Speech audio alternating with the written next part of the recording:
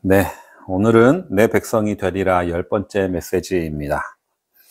이집트에서 가나안 땅까지 걸어서 한 달도 안 될 거리인데 이스라엘은 40년이 걸렸습니다. 그 이유는 하나님께서 그들로 하나님의 백성으로 만들어가기 위한 수업이 광야에서 있었기 때문입니다. 그 광야 수업은 세 가지 과목이라고 말씀을 드렸는데, 하나는 하나님 나라의 경제 원리, 그리고 정치 원리, 그리고 종교 수업이 있었습니다. 그 중에 지난주에는 이제 경제 과목을 함께 살펴봤고요. 하나님의 나라의 경제 원리를 한마디로 하면 하나님께서 주신다 였습니다. 하나님이 주신다는 것을 믿을 때 우리는 앞날을 걱정하지 않고 먹고 사는 것에 대한 두려움을 이겨낼 수 있었습니다. 하나님이 주신다는 것을 믿을 때 우리는 내 먹을 양식에만 관심을 두는 것이 아니라 충분히 거두지 못한 이웃들에게도 눈을 돌릴 수 있음을 우리 함께 살펴봤습니다. 오늘은 이제 하나님 나라의 정치 원리에 대해서 배울 텐데요. 그 먼저 다시 한번 예수님의 시험에 대해서 이야기 나누려고 합니다. 예수님은 본격적으로 사역을 시작하기 전에 악마의 시험을 받았습니다. 첫 번째 시험은 돌을 떡으로 만들어라 라는 유혹은 경제적 시험이라고 우리가 함께 살펴봤습니다. 예수님이 광야에서 받은 두 번째 시험이 이제 정치적 시험인데요. 악마는 천하만국을 보여주면서 자신에게 절하면 이 모든 권위와 영광을 주겠다라고 말을 했습니다. 이 악마의 질문은 남을 지배할 것인가 섬길 것인가를 묻는 것이 아니라고 했습니다. 이 질문은 악마를 섬길까 하나님을 섬길 것인가, 사탄을 섬길 것인가 하나님을 섬길 것인가의 질문이었습니다. 왜냐하면 권력을 얻기 위해서는, 천하만국을 다스리는 권력을 얻기 위해서는 이 악마에게 절을 해야 한다라는 전제 조건이 있었기 때문에 그랬다는 것이죠. 이 정치적 시험의 핵심은 뭐냐면, 권력을 탐하는 것은 악마에게 절하는 것과 같다라는 겁니다. 인간은 남의 지배를 받기보다는 거느리고 싶어 합니다. 이것이 인간의 권력의 욕구이죠. 남을 지배하는 사람이 된다는 것은 무슨 의미입니까?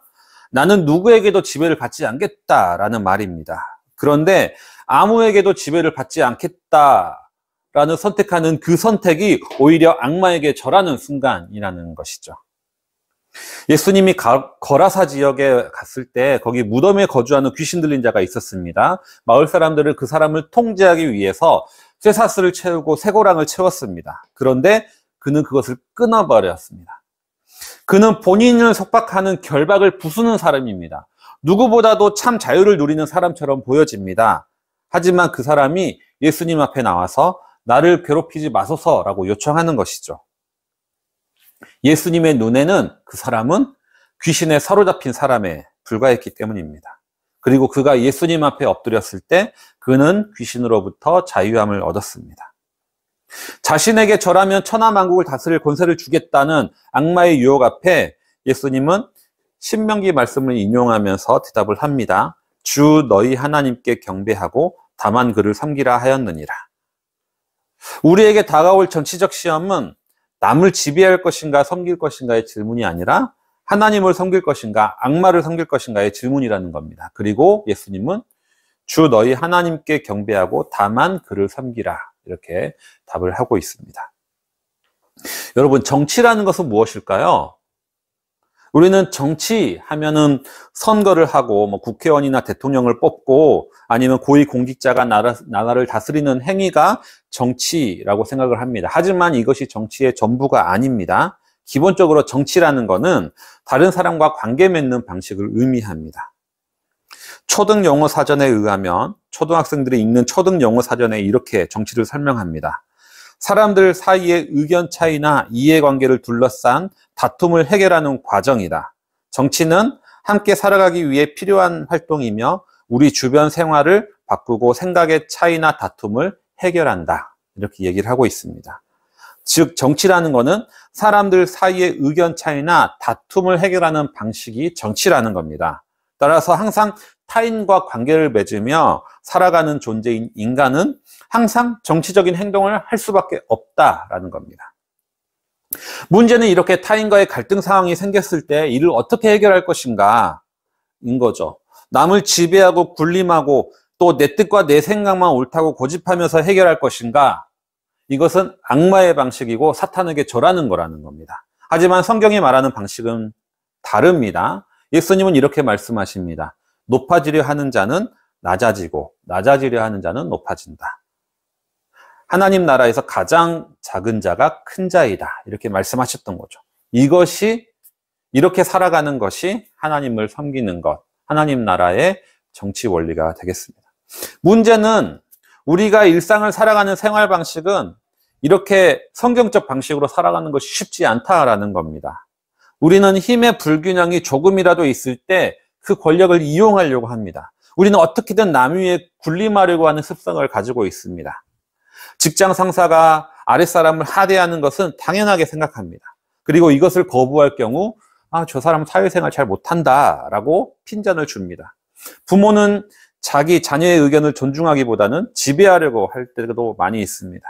지금 대학가는 개강 후 활력을 되찾았다고 하는데 과거에 이 시기가 되면 항상 선배가 후배 기강을 잡다가 사고가 터지는 일들이 한두 번씩 있었습니다.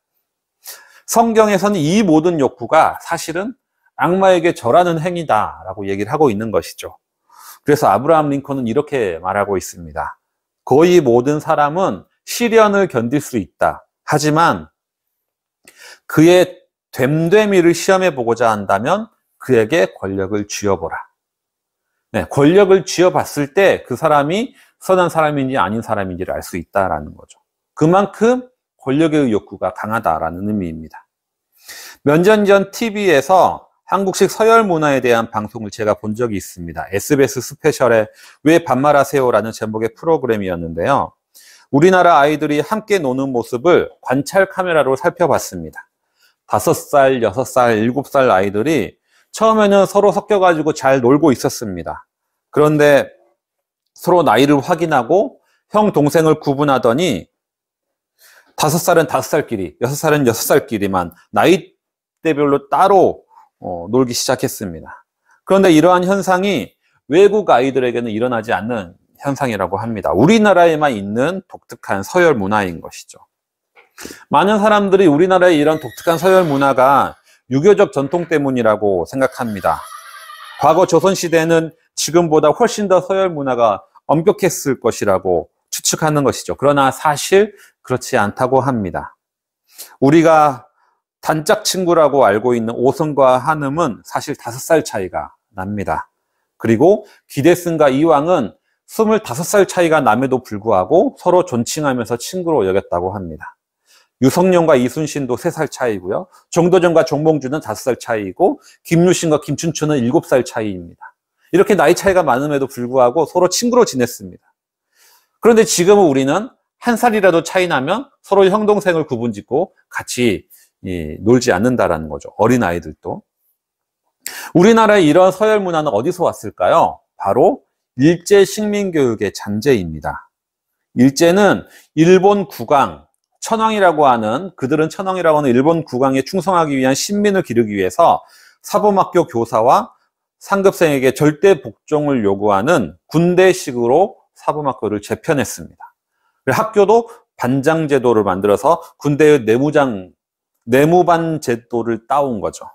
그래야 다루기 편하고 통제하기 편하기 때문입니다. 사실 일본에서는 이런 서열 문화가 많이 사라졌다고 하는데 우리는 여전히 나이 1살을 꼬장꼬장 따지면서 일제 식민교육의 상태를 벗어나지 못하고 있는 것이죠. 오든이라는 시인은 이렇게 말했습니다. 인간은 좋은 사람과 나쁜 사람에 대해 말할 수 없고 오직 좋은 관계와 나쁜 관계에 대해만 말할 수 있다. 그냥 친구로 만나면 너무나 좋은 사람인데 직장 상사로 만나거나 갑과을로 만나면 전혀 다른 사람이 되는 경우가 많이 있다는 거죠. 아무리 착한 사람이라 할지라도 군대에서 후임 안 갈고 본 사람은 없다는 겁니다.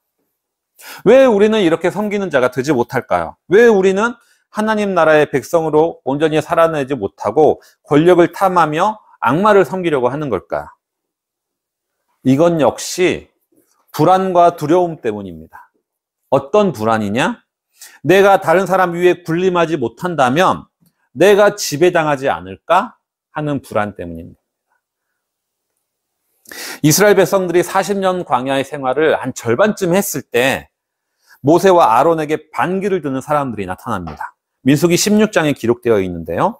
바로 고라당 사건입니다. 고라, 다단, 아비람, 온 이런 사람들을 대표로 하는 지휘관 250명이 반란을 일으킵니다. 그리고 이렇게 얘기하는 거죠. 우리 모두 하나님의 백성인데 왜 너희들, 특히 모세와 아론만 지도자가 되느냐, 이렇게 따집니다. 그런데 나중에 속마음을 보니까 그들 내면에 두려움이 있다는 것을 알게 됩니다. 너희들이 정말로 우리를 가나안 땅에 데려갈지도 모르겠고, 사실 데려간다 할지라도 우리한테는 땅도 안 주고 너희들이 왕이 되고 우리를 노예로 삼아서 부려먹을 것 같다. 이러한 마음을 품고 있는 겁니다. 지배당할 것 같은 두려움 때문에 그것이 반란을 일으키고 오히려 자신이 지배자가 되려고 한다라는 겁니다. 군대 가면 후임들한테 너무 잘해주지 말라고 합니다. 너무 오냐오냐 하지 말라는 거죠. 왜 그렇습니까? 군기를 제대로 잡지 않으면 선임 알기를 우습게 한다는 겁니다. 꼭대기까지 올라타려고 한다는 거죠. 마트나 백화점에서 진상을 피우는 사람들이 있습니다. 왜 그렇습니까? 내가 이렇게 하지 않으면 왠지 호구 잡힐지도 모른다라는 두려움 때문입니다. 원청에 사는 하청의 차이가 갑질을 합니다. 그렇게 갑질을 안 하면, 이렇게 안 하면 뭔가 원가를 속이고 장부를 조작해서 자기들 머리 꼭대기에서 놀려고 한다라고 생각하기 때문인 것이죠. 내가 남들에게 갑질하고 권력 위에 군림하려고 하는 이유가 무엇입니까? 그렇게 하지 않으면 내가 지배당할지도 모른다라는 두려움 때문에 그렇다는 겁니다. 지배당할 것에 대한 두려움이 이렇게 만든다라는 것이죠. 내가 권력을 휘두르지 않으면, 내가 약해 보이면 존중받지 못할 것 같다라는 두려움 때문에 그렇다라는 겁니다. 고라당도 이런 두려움을 느꼈던 겁니다.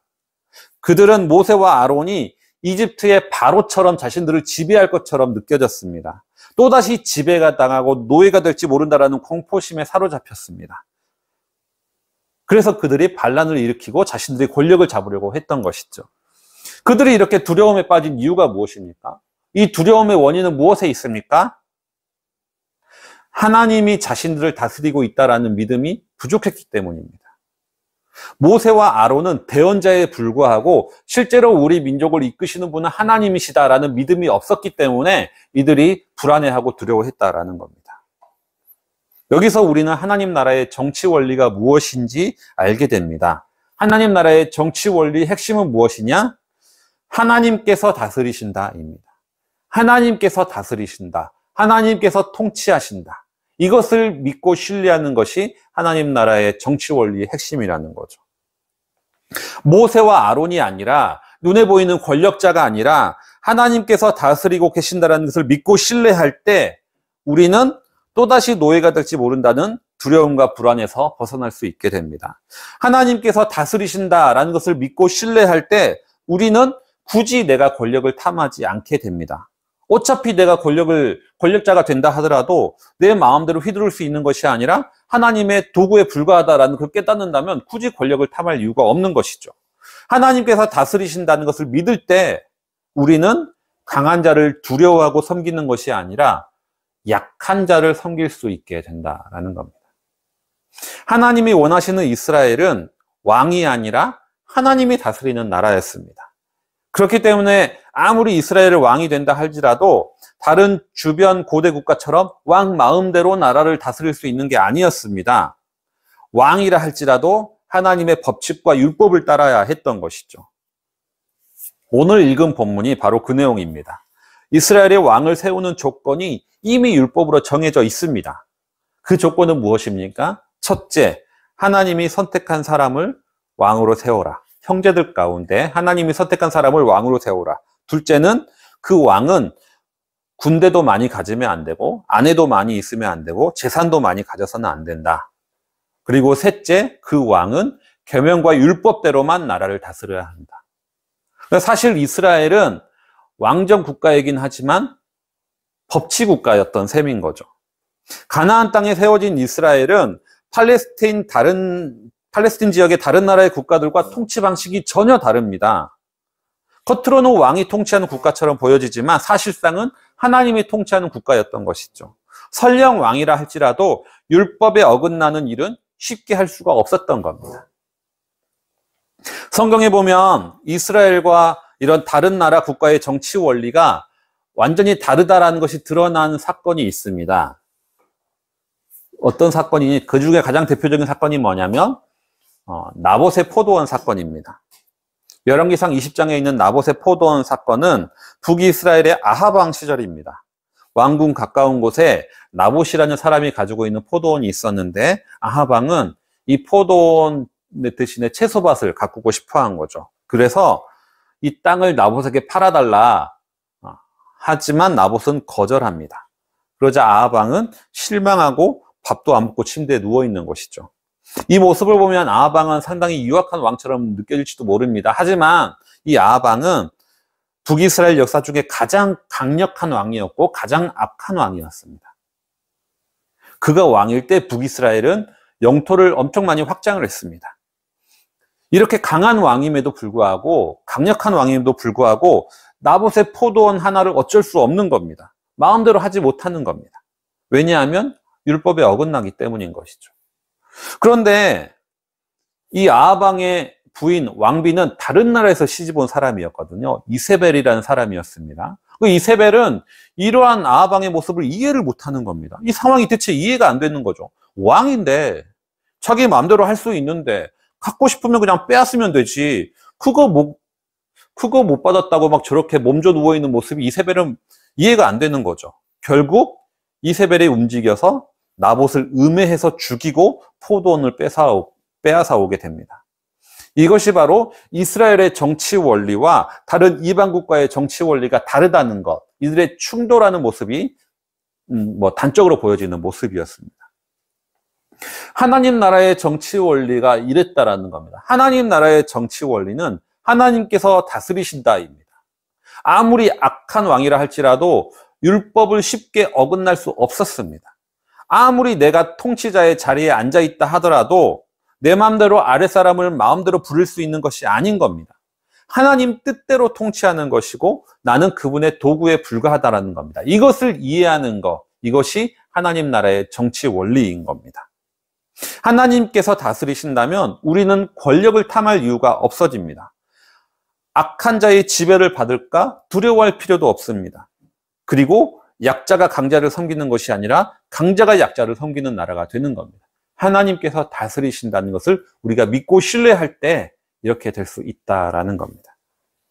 기독교는 보좌 위에 어린 양께 모든 찬양과 경배를 드리는 종교입니다. 가장 연약한 것을 가장 높은 자리에 올려놓습니다. 가장 무기력한 것에서 강함이 나온다는 것을 믿습니다.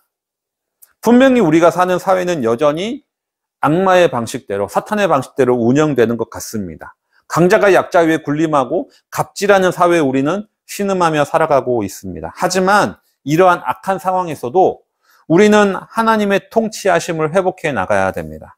그리고 혹시라도 주님께서 나를 권력의 자리로 인도하실 때 내가 가진 권력이 아니라 하나님의 통치 방식으로 따르는 그분의 백성으로 살아갈 수 있어야 됩니다. 이러한 삶을 다짐하는 우리 모든 성도님들 되시기를 바랍니다.